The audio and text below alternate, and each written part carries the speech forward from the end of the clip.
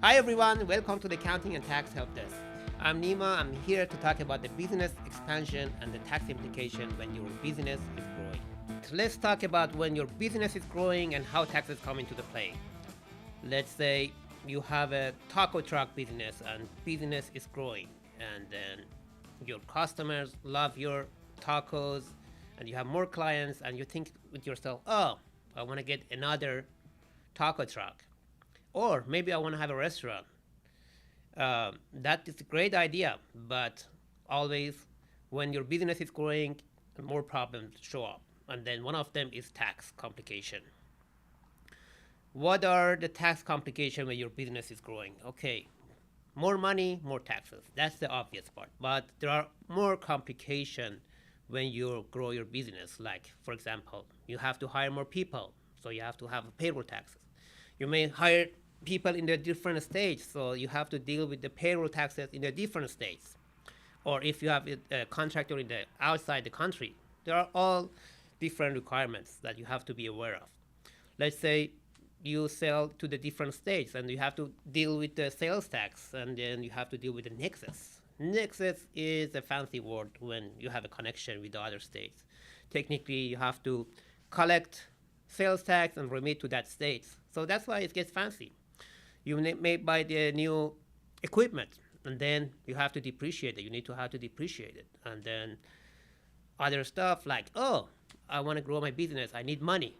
And then how do you invest? Are you going to invest money? Are you going to bring investors? Or are you going to take loans? So each of these scenarios has its own complication and tax implication. So you need to be aware. You need to talk to your CPA or accountant and make sure you have a solid tax strategy, and to make sure you're being compliant and save taxes as much as you can. Your business is growing, and that's great. So let me break down what your challenges would be. Okay, as I said, more money, more taxes. As I said, more money and more taxes, but what other challenges you have? Let me walk you through step by step. The first thing I always ask my clients, how's your finances? Are you have your books in order? How do you keep track of your books? Or do you have a like in-house accountant? Uh, how do you keep track of your receipts? So the first part, you need to have a proper and solid bookkeeping and accounting. So your financial needs to be updated. Your balance sheet should be reconciled each month, and your P&L same. So the second part, when we know that we are bookkeeping and everything is okay, we need to have a proper structure. And what's the proper structure? Means business entity. Are you LLC, a C corporation, or S corporation?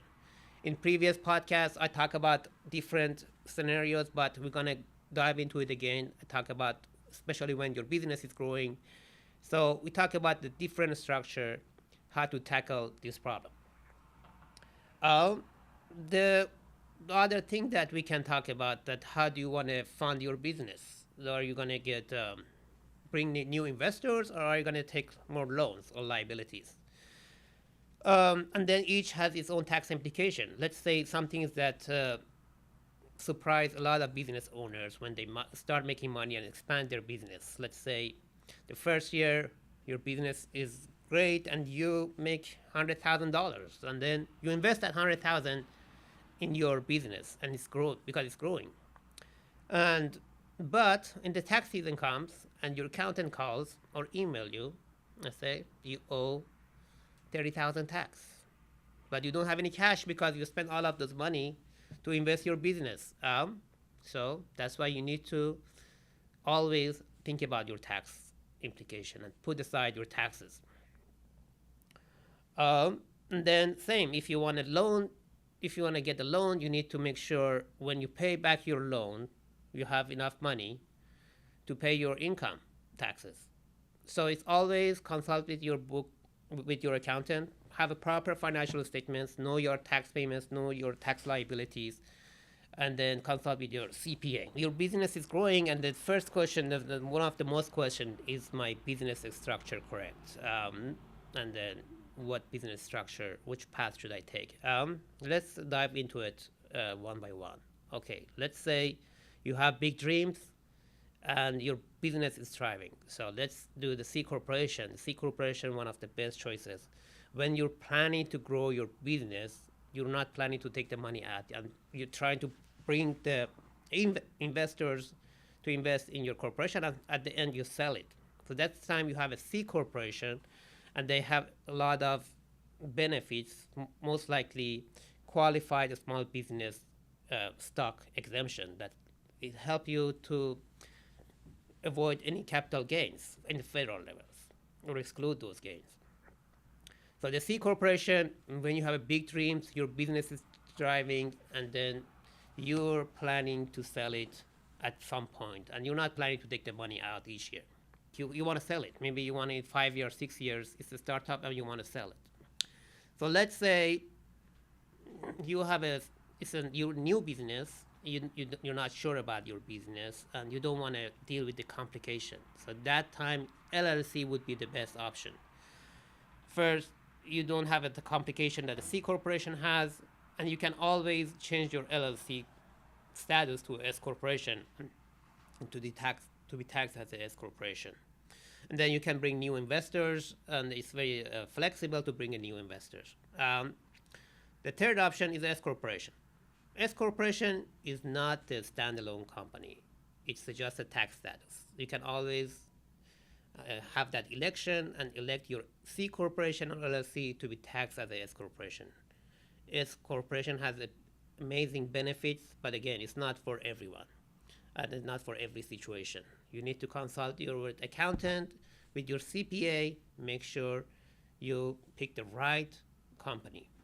And one of the amazing benefits of the S corporation is when you want to avoid double taxation in C corp and avoid self-employment tax on LLC.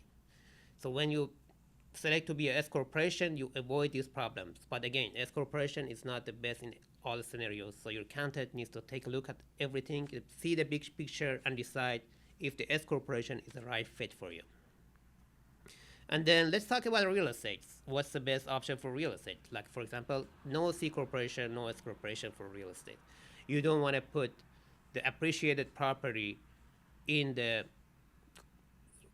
corporation or S corporation. The best option for real estate is the LLC.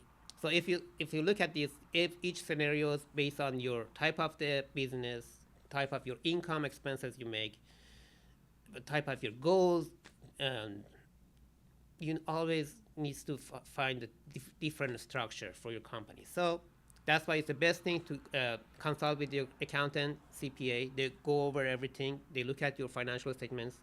They hear your goals, and then they can plan the best structure for you. What's the best structure for you? Well, it depends on your goal, business type, and your growth plan. And then it's not the one size fit. We need a professional to help you to go over everything, to look at your books, to look at your goals and the growth plan, and then financial goals. Because whether you run an empire or you want to run a taco truck, your tax strategy should match with your vision. Expanding your business, exciting, new opportunities come, new challenges, and now we need to talk about what the tax strategy is the best. As we said, the proper accounting. You need to have a solid accounting in place. You cannot build like when you have a house, you cannot have a fancy pool or a fancy bar when you don't have a good foundation at your house. First, you need to have a good foundation, and accounting is your foundation. When we take care of the foundation, as we talked, the second option is to pick the best structure, LLC, C Corp, or S Corporation. So that's the second step that we talk about it in detail. But then we can take advantage of it, deduction and tax credits. There are a lot of options in different businesses have different credits. There are R&D credits that can help a lot of companies that they're investing in their technology. They're trying to find and improve their operation by spending some money in the R&D. So there is going to be good R&D credit. depends on the different area or different states, there are opportunities to take care of the credit, the hiring credit. It depends on where your business is. So always need to make sure you don't lose any of these credits. And the tax deduction, as we talked about it before, it's a write-off, it's a business expenses that decrease your taxable income. So using the proper strategy can help you to maximize all of those deductions and the tax credits. The next step is the forecasting. Forecasting is very important. You need to know how much you owe taxes, how much you make in the future. You need to put aside enough taxes to cover all of those estimated taxes. Otherwise, you're going to be surprised.